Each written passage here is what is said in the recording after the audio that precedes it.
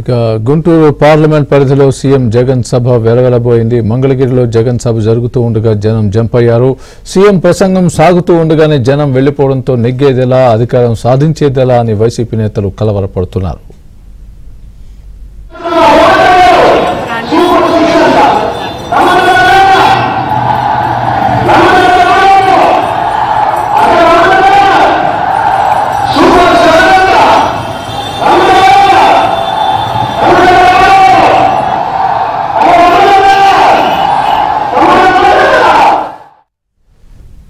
మంగళగిరి సభకు గుంటూరు పార్లమెంట్ పరిధిలోని అన్ని నియోజకవర్గాల నుంచి జనాన్ని వైసీపీ నేతలు తరలించారు. జగన్ మాట్లాడుతున్న సమయంలోనే జనం వెనుదిరిగారు.